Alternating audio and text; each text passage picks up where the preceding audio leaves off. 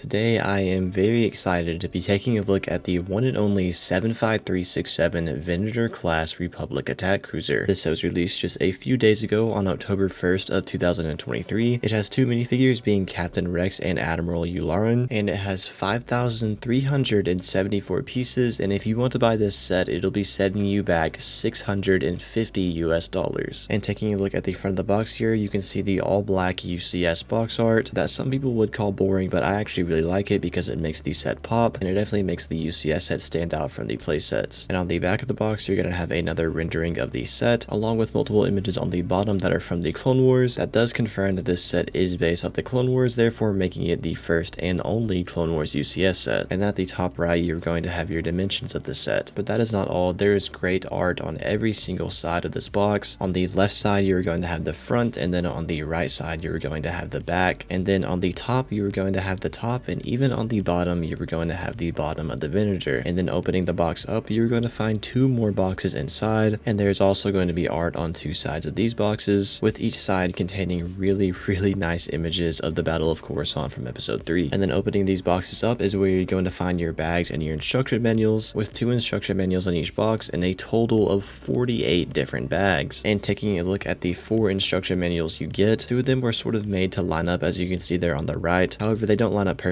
as the Republic Navy symbols do not line up correctly, although it's no big deal. I give LEGO credit for this idea. And then on the inside of the first instruction manual is where you're going to have all of your information about the designers and the set itself. You can pause and read if you want to, as there is some pretty interesting and enjoyable stuff in here. And now taking a look at the minifigures, first up here we have Admiral Yularen. This is the Clone Wars version of him. We have gotten one other version before, and that was the Rebels Imperial version. However, as of now, this is the first and only version of him in his Clone Wars outfit. As you can see here, he does have a nice face that represents him well, with a pretty simple chest print and then those nice dual molded legs that you can see all around, with some more minor detailed printing on the back. And he also has a double printed face, with the second face being a sort of snarky Admiral Yularen look, and I think LEGO did a very good job here and it suits him well. And then next up here we have the most important figure of this set, being the Phase 2 Captain Rex. And now that I have this figure in person, man, do I have a lot of mixed opinions about it. First off, I do think the helmet looks absolutely incredible. They got the printing down absolutely perfectly, and he does have the helmet holes, although like I've said before, the helmet holes are good for captains and special troopers. I do not think they're good for regular troopers, however they belong on captains and commanders like this. However, now that I have this figure in person, I do have to say the ammo pouch is a little bit distracting because it is too big. I know in one of my hot takes videos I said I didn't mind it, but having it in person, it is pretty distracting. But other than that, the rest of his torso printing is very nice. And then moving down to his legs, you have the infamous printed waist cape, and it just looks terrible. LEGO claims they print waist capes now because it can be tricky for kids to put the physical waist capes on the figures. However, this is an 18+ set, and I just think it's unacceptable to not have a physical waist cape here. But regardless, moving on to his back, he's gonna have some pretty typical clone trooper back printing. Nothing too crazy to see here, although it does look good. And then yes, he does have arm printing, making him the first and only LEGO clone trooper to have arm printing, and it just looks absolutely incredible. However, unfortunately, on his left side, his pauldron covers up his whole entire arm, which is just completely not accurate at all. It shouldn't go more than halfway down, and that is another thing that I have come to dislike about this figure since I have gotten it in person. I mean, that along with the ammo pouch is pretty distracting. And then as you can see here, he does have a custom printed Rex head, and then there is a second helmet piece included, being a visor. And I mean, overall, I think this is a very good selection of minifigures for this set. However, I'm still just on the fence about how I feel about Rex. It's literally half of him being perfect with the helmet and the arm printing, and then half of him being pretty bad with the oversized ammo pouch and the very oversized pauldron. So I have a lot of mixed feelings, but I think if I had to rate this figure, I would give it a 7 out of 10, because I mean, man, the helmet does look very good, but that ammo pouch and that pauldron are just distracting, like I said. But regardless, as you can see here, the figures are on the stand, which does have the UCS plaque that you can pause and read, which is a printed piece. And then on the right side, you're going to have the 20th anniversary Clone Wars logo. That is a printed piece as well. Now, the Captain Rex might not be perfect, but man, the build might be. From every angle, this set just looks absolutely incredible. The size and the detail all over is just absolutely ridiculous. This is by far, without a doubt, my favorite LEGO Star Wars build in my collection. Other than a few unnecessary stickers that I'll talk about later, I think this build is pretty much flawless. Now, fortunately, the way I was able to get this review out so fast is because I had 2 other people helping me build this, and with the 3 of us notice it took about 7 hours to complete this. However, if I was building this by myself, it probably would have definitely taken me around 12 to 15 hours. Now there is a lot to look at on the top, however the first thing I want to talk about is how there is actually detail on the bottom. It is very hard to get on camera here, but it is there. Taking a look at the official LEGO product image, you can actually see some detailing in the back, along with the bottom door to the hanger in the center, and then a red stripe going to the front. And I just love how they added this much detail. Even though you can't even see it, it is there. It really is impressive to see the lengths they went to make this as accurate as possible. And then moving on to the back section, specifically the engines, man, do they look really good. From every angle, they are just mesmerizing and intimidating to look at, and I think the designers did an incredible job here. This might actually be one of my favorite sections of the whole entire build, just because they look so big and intimidating. And as you can see here, they are very well built, as there is little to no sagging. Again, just props to the designers for the engines. I mean, they just look incredible. However, you might notice there is a sticker in the middle of the engines on the very end of the tail of the ship, and if you look at it really closely, the light gray color is slightly off from the light gray color of the bricks. However, I don't really mind this because it's at the back side of the ship and it's not what people see first when they look at it, and it is nice to have some extra detail back here to accommodate the engines. And then moving on to the side greebling, on the very back corner here on each side there are 4 little guns, and I actually did not even know that these were included back here, but once I built it I was very happy to see them. And then moving on from there, you're going to have extremely detailed greebling that is going to go all the way from the front to the back of the ship. And you might have noticed that on one side here the hangar bay is open and there's actually a miniature gunship in there, and this can really give you a sense of scale to see how big the Venator actually is in Star Wars. And it is a nice inclusion, but it doesn't really even look like a gunship just because it's so small. And then right behind it you're just going to have a black tile, and I do have to say, instead of a black tile, I wish they were blue transparent pieces to make it look like the gunship is coming through the force field that goes from the hangar bay to open space. And then on the other side, unfortunately, there's just going to be a tiled off closed door. And again, instead of this being just a closed door, I wish they were blue transparent pieces to make this look like a force field. However, this doesn't look bad in any way. I feel like just having the blue force fields would have added a little bit more color and character. And then as you might expect, there is greebling on this side too, going from the very back to the very front. And also, as you might have noticed, on each side there are these large guns that stick out. You can't move them in any direction, and I've seen a lot of people say how they don't like how they stick out so far on the side of the Venator. However, I think they look really cool, especially when you're looking at it from the top down. It really just makes the Venator look super epic and like it's ready for battle. And then the greebling on the very front end of the ship is going to make this very nice and detailed rounded off point with a very small little door that goes into the hangar. And then you're going to have the iconic red stripe that's going to go from the front to about a little more than halfway to the end. And speaking of the hangar, this red stripe in universe is where the doors open to reveal the hangar inside the ship, and people were complaining that this set did not include the hangar as part of the interior, and I honestly think that's pretty dumb because I knew this set was not going to have an interior from the get-go, just because all large-scale Star Destroyer-esque ships have a center spine that goes right down the middle, and in universe that is where the hangar of the ship is, so I just knew that wasn't going to work, and I think it's dumb for people to complain about that. However, one thing I don't like is that there are these 2 stickers right behind the red stripe towards the bridge that I think are very unnecessary. They do have the same color problem like the stickers in the back, with the color being a little bit off from the color of the bricks. However, unlike the back stickers, these stickers are front and center on the middle of the ship. And also, as you might have noticed, the large gray panels on the side of the stripe are extremely detailed. I mean, they just look so good. The contrast between the light gray and the dark gray and the different patterns, it makes it look super detailed. I love it. And then moving on to the back here, you're going to have your Republic Navy symbols. They are stickers, however, I don't really mind that. The offness in the color is there, however, these symbols are extremely necessary for a Venator. Unlike the 2 stickers that I just talked about, these ones really have to be here. And then moving on to the back panels, you're going to have your 4 large guns on each side, and man, they look awesome as well. They are actually all sat one plate below the actual whole panel itself, so it makes it kind of look like they're resting in their own little area on there, and you can turn them side to side, and the actual guns can aim up and down, except that's really hard to do and they break off easily, so I would recommend just turning it side to side and posing it how you want to. I think they look the most aesthetically pleasing when you place them at about a 45-degree angle outwards. And then moving down from the guns, you're going to have your 5 red stripes that are on both sides, and they look very good as well. Along with all of the back section as a whole, it just looks very aesthetically pleasing with the guns and the 5 red stripes on each side. And then lastly here we have the bridge, and I do have to say this was by far the most fun part of this ship to build. The way they were able to incorporate these angles in here was just so satisfying, and the finishing look is just perfect. And there are these blue tile pieces scattered throughout that make it look like there are rooms with lights on, and this is another section that can really give you a sense of scale of how big Venators actually are, as you really could interpret each of these these blue tiles as a single floor. And also you might have noticed that the bridges themselves are red, and that indicates that this is a flagship Venator. Normal Venators and the Venators we see in Revenge of the Sith have gray bridges, but in the Clone Wars, which is what this set is based off of, the flagship Venators do have red bridges, and I honestly prefer that look because it makes it pop and it gives it a little bit more color and character. Now the last thing I want to do is compare it to some other LEGO Star Wars sets so you can really get a sense of how big this build actually is. Here it is next to the UCS X-Wing that released back in May of this year, and that is a very massive build, and as you can see the Venator is almost double the length, and then compared to play sets it just dwarfs sets like the Ghost. You can see the Ghost is just absolutely tiny, it's not even as wide as the Venator, and then a more fitting set to sit next to it is probably the Coruscant Guard gunship, which it obviously dwarfs as well, and then I couldn't help myself from comparing it to one of the most iconic Clone Wars starfighters, which is the V-19 Torrent. I think they just look so cool together, and you really can get a sense of scale to see how big this Venator really is. Now, as you could probably tell throughout the video, I think this is an incredible display piece. The only nitpicks I had with the build was just the two center stickers, and then how I would have preferred for the hangar bay doors to be transparent blue instead of just gray doors. However, those are super small nitpicks, and I don't think they take away from the rating of the build overall, so I'm going to give the build alone a 10 out of 10. However, for the set overall, I'm going to give it a 9.8, and that is because of that Captain Rex. Like I pointed out, there are a lot of amazing things about that figure and a few things